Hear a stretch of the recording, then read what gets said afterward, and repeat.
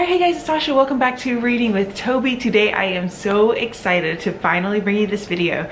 This video has been in my brain. I've had this idea for a little bit now, and I have since seen a couple people kind of do something like it. Some people do the like 5-star audit where they go through all of their books that they gave 5 stars and then try to see what those books have in common. And then some people have done like my favorite tropes in books and things like that. This is kind of like both of those, and it's also literally just because I need more recommendations, these specific things that I love in books, but I want your recommendations. So this is basically going to be me going through some of my favorite things. Some of them are like very specific things that I love in books, and kind of going through the books that I've read that have had these things, why I like them. Some of them I don't really know why I love it, but I do. And then some books on my shelves like TBR reads that have these things in them. And then I really want your recommendations. I hope to make some themed vlogs after this, kind of reading some of the books in each of the categories, because I think that'd be really fun. But I also want, when I make those vlogs, I want to read some of your recommendations as well. So I hope that makes sense. I think you'll get it once I start. So let's just go ahead and get straight into it. We're gonna start off with the thing that kind of me thinking about this. There were actually two that kind of had that like started formulating this idea in my brain, and then I sat down and thought about some of the other things that I really love in books. But one of the things that I noticed this trend in the books that I was reading and what I was loving is sad people in New York City.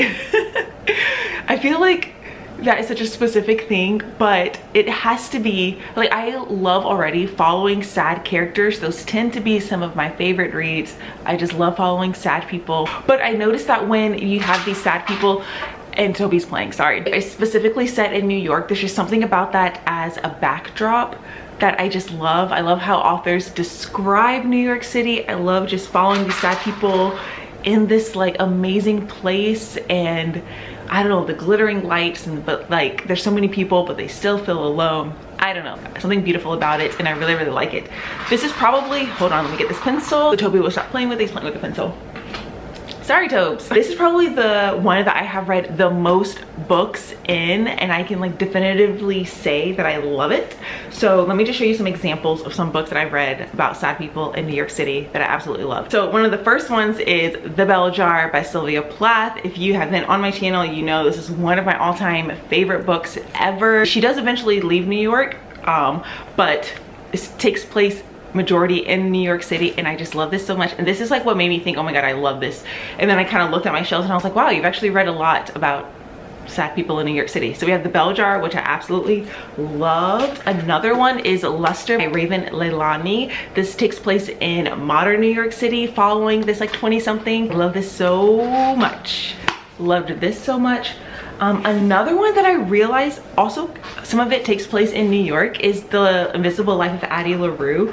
Addie LaRue, I feel like, is also kind of a sad character, and although she does travel a lot throughout the book, a lot of it takes place like in the modern day, like present time. She's in New York City, so I love that. Another one is Cleo and Frank by Coco Malors. This one you're following two characters, well, you're following multiple people and they're all kind of sad, but the main the main characters are these two people who have an impulsive marriage, and like the backdrop of New York City I loved so much. So these are the ones that I have read that like I think solidifies that I really love this thing. Oh my gosh, I was about to film the next section and I completely forgot to mention one of my favorite books with sad people in New York City, A Little Life. How could I forget to mention this?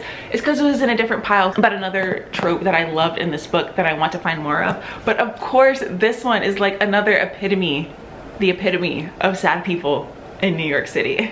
For my TBR, some of the books that I know that I want to get to that have this thing. Post Traumatic by Chantal V. Johnson. This one you're following this Black Latina lawyer in New York City, and she is dealing with her, no, she's not a lawyer. Yeah, she's a lawyer, but she like deals with like mentally ill patients. That's what it is. And she is trying to deal with her own trauma. Like this is literally everything that I could want. Another one which I feel like is the epitome of a sad girl in New York City. My Year of Rest and Relaxation. I have yet to read this book. I've actually been saving it before this idea of this video. I think I'm definitely going to read this one whenever I do that vlog. I have heard so many mixed things about this. I have read Anatesha Moshfegh before and I really enjoyed her writing, so can't wait to get to this one. And then another one that's on my TBR that I don't own yet, it is on its way to me, it's Brown Girls. Oh, I forgot the author, but look at this cover. This cover is beautiful. This cover is what drew me in, and I actually didn't know that it took place in New York City. I just bought it because of the cover. But like, I did a quick Google search of all of the topics that I'm going to talk about today, just like a quick one, to see if there were any recommendations that they had that like were already on my shelves, to see if I'm missing any. And this one came up and I didn't realize, but you're following these black girls from Brooklyn, Queens, the Bronx. I'll put the city here.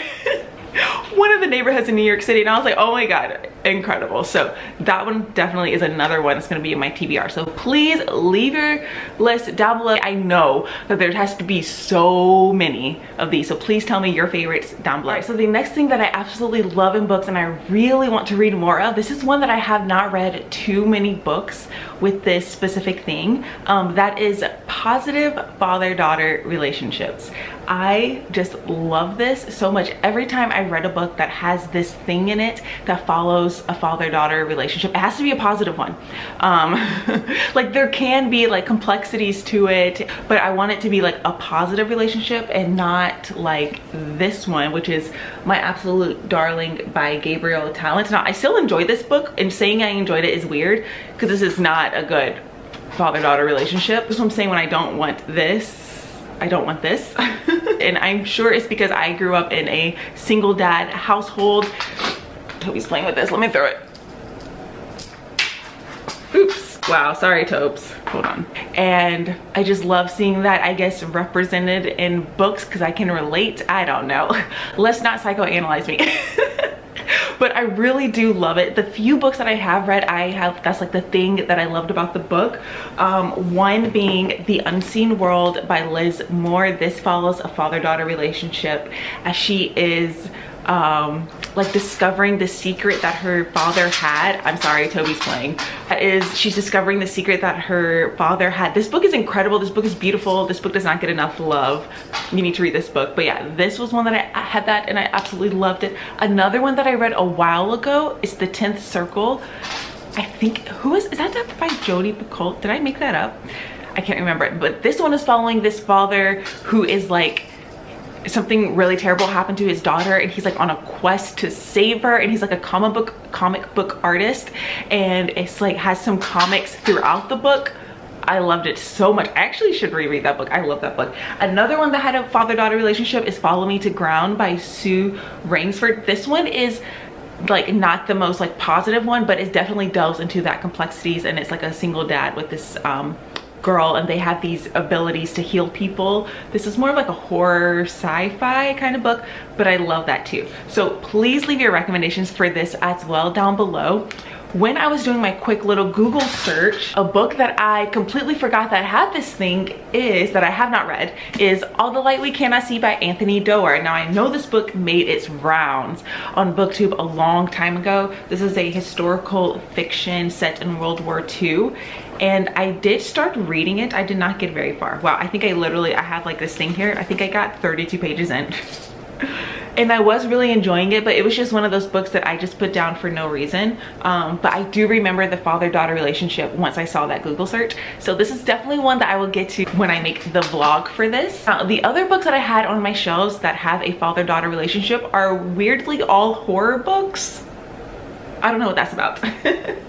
But I have 3 here. So this one is Black Mamba by William Friend. This is following a dad after the wife and mom dies, and they're all dealing with grief, and he has 2 twin daughters, and then they claim to say that they keep seeing this man in their room. Sounds great. Another one is The Spite House. This one just came out. This is by Johnny Compton, and I don't really know what this one is about. I just saw that you're following this dad, and he is on the run. Okay, sorry, I gotta stop. I gotta get the toy. We're gonna put it up here.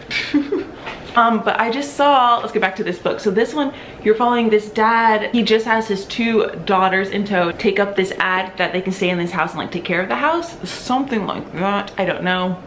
I'm interested in this. And then another one that I got this book in my aardvark book box, which I will link a video down below where I talk about them. But this book here, which I'd never heard of, this is Desert Creatures. This is a survival horror story, and when I read it, it's literally about a 11-year-old girl and a father who are exiled from their home, and they're like fleeing and they're trying to survive. Sounds so great. So I have those there, but please let me know your recommendations down below. I would love like a literary fiction following a father-daughter relationship. That would be so great. All right, so the next thing that I love in books is film/old Hollywood. Now this stemmed literally from just 2 books that I have read. I love film. It's one of my favorite things, like film as an art. I studied film in college, and I did not realize that I would love it in my books until I read it. This is probably the one that I've actually read the least in, I think. Yeah, I think this is the one that I've read the least because I only have 2 books as examples, but I have so many like on my TBR. I'm so excited for it. So the first one is Night Film by Marisha Pessl. So this is what I mean by just film in the plot. This one you're following this director and this detective. It's been a while since I've read this book. I should reread it, but this has like mixed media. But I just remember there was this one, like I love this book. I gave 5 stars.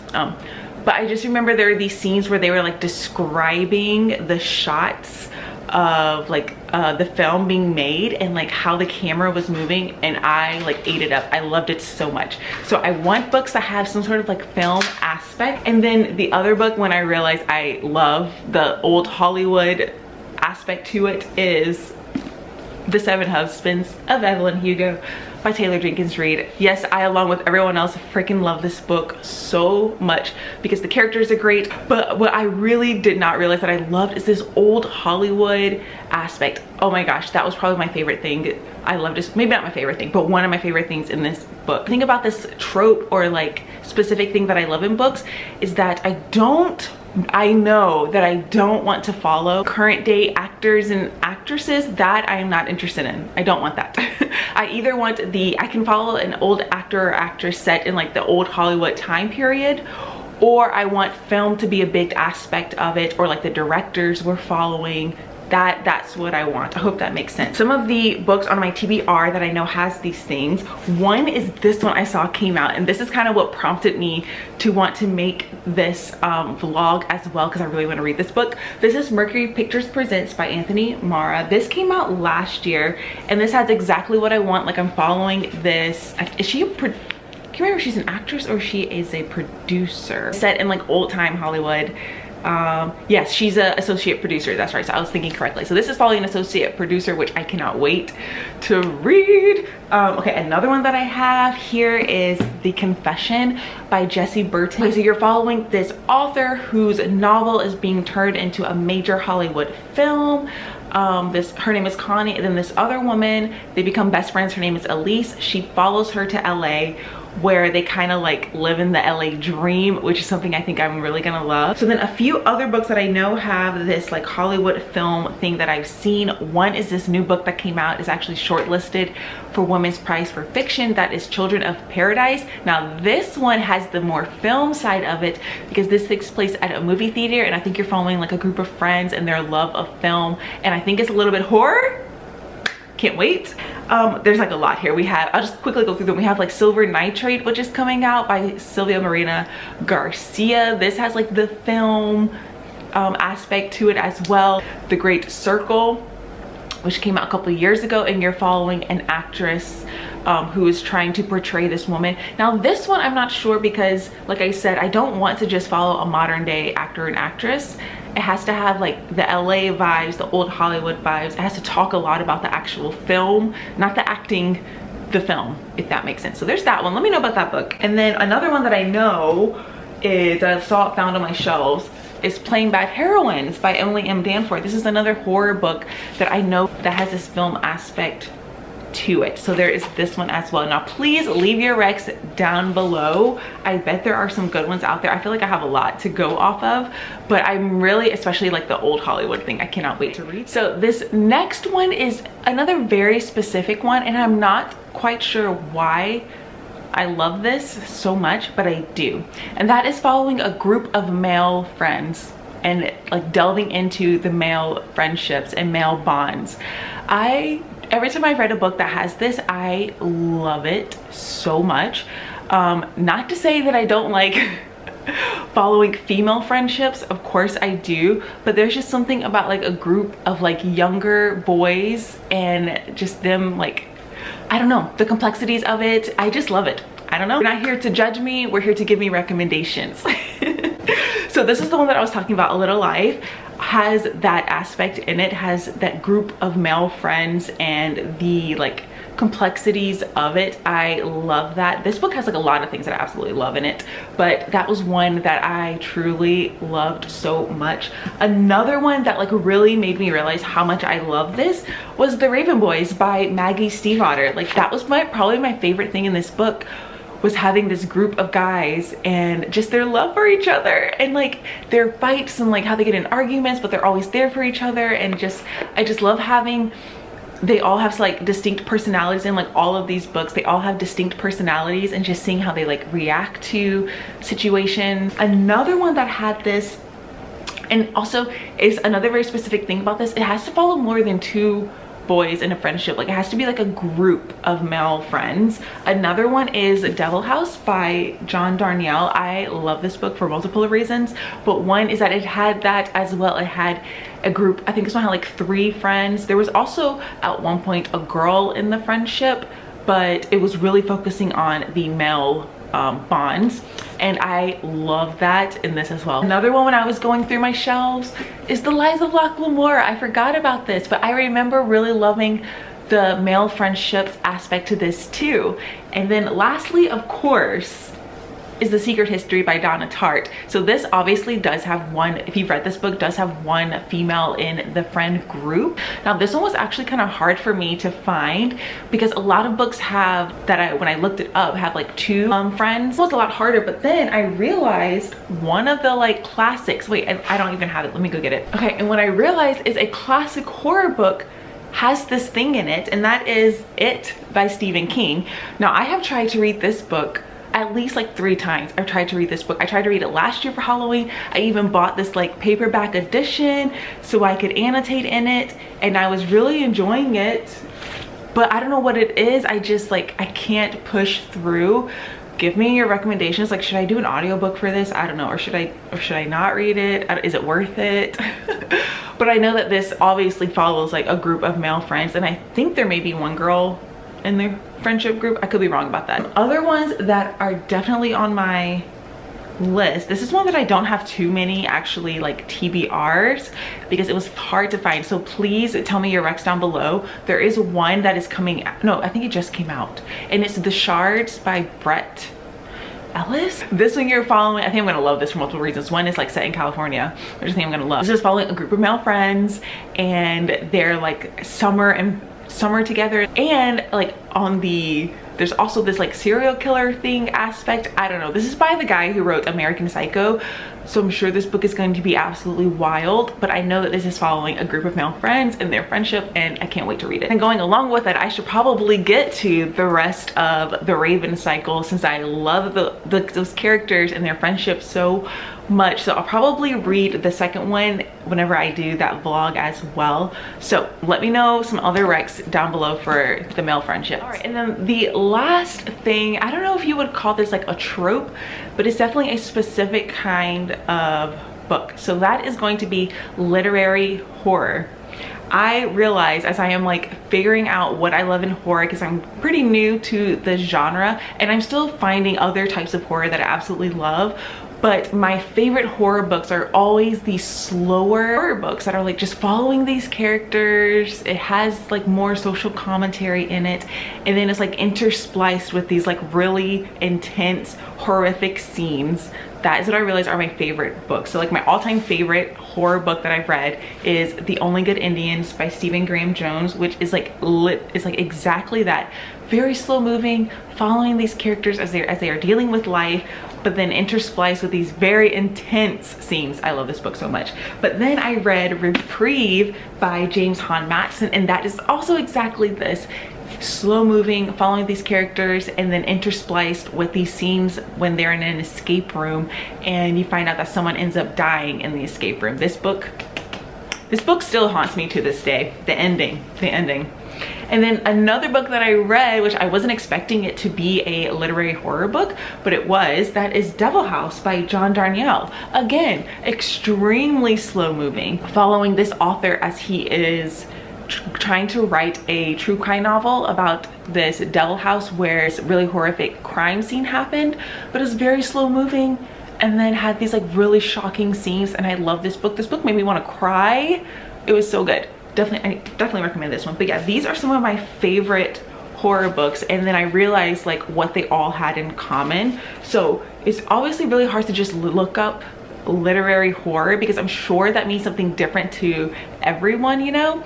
But when I did do my quick Google search, this book came up, House of Leaves.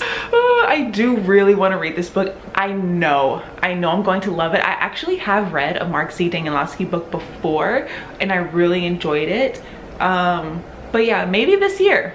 Maybe it'll happen this year. I don't know, but this came up as one. Another one that came up, which I didn't realize, was A Head Full of Ghosts by Paul Tremblay. I've never read this book, but this came up for another literary horror novel. Now, I was watching Books and Lala. She's my favorite booktuber, and she also mentioned that how she loves that same thing, very slow moving books with these like intense like scenes throughout.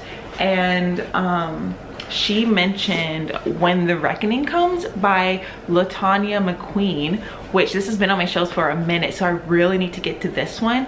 And then another one that she didn't mention but I feel like is going to fit in that category, and that's This Thing Between Us by Gus Marino. I cannot wait. I just know this is like a 5-star prediction. I know I'm gonna love this book because it also has like technology aspect to it, which I didn't realize I love in horror, but I think I'm also gonna love it for that reason. But yeah, there's that one. And then another one that I realized when I was looking at my shelves, I think could also go along with this literary horror, because everyone says it's like not really a horror, it's just really slow.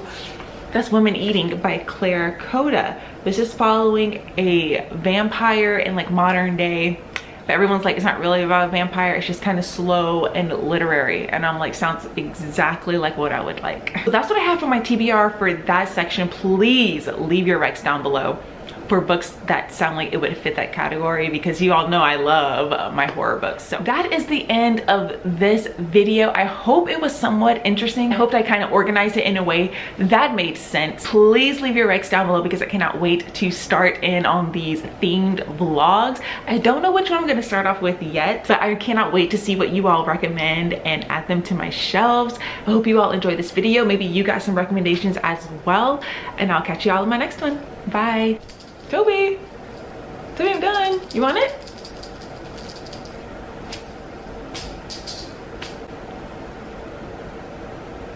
Nah, he's just sitting there.